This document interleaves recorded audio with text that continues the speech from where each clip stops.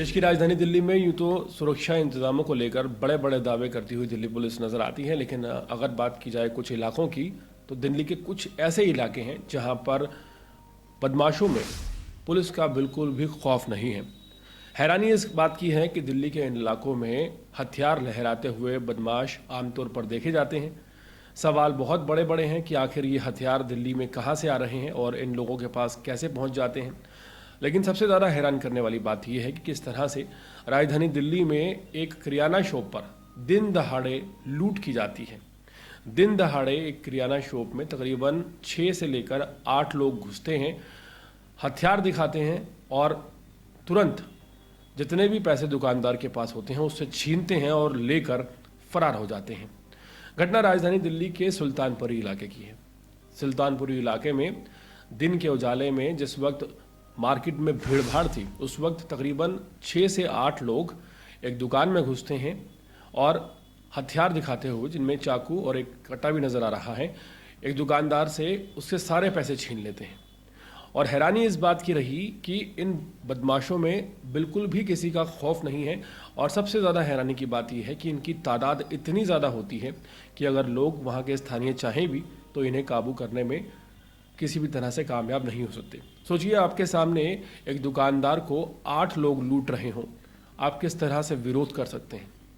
पूरे मामले में दिल्ली पुलिस ने दावा किया है कि 4 लोगों को हिरासत में ले लिया गया है और ये जो लोग हैं ये नाबालिग गैंग हैं।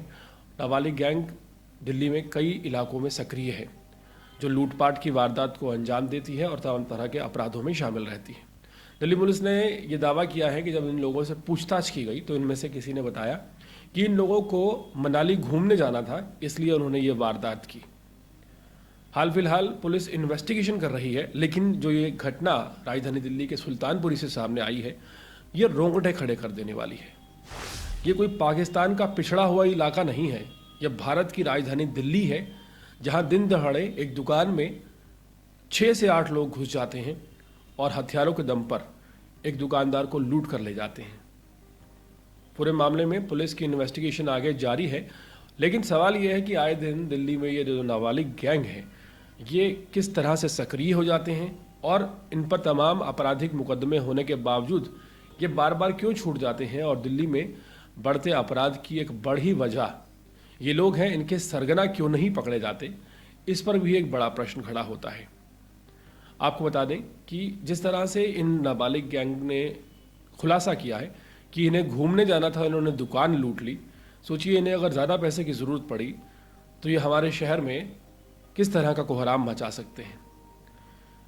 हाल फिलहाल दिल्ली में एक उम्मीद जताई जा रही थी कि अगर दिल्ली में सरकार बदलेगी तो प्रशासन और कानून व्यवस्था बेहतर हो जाएगी, लेकिन जिस तरह की वारदातें सामने आ रही हैं राजधानी दिल्ली में, बढ़ता हुआ क्राइम एक बार फिर सोचने को मजबूर करता है कि आखिर दिल्ली की सुरक्षा की जिम्मेदारी और दिल्ली में जो आम जनता रहती है, जो दुकानदार रहते हैं, जो छोटा छोटा काम करते हैं, उनकी सेफ्टी की जिम्मेदारी आखिर किसकी है।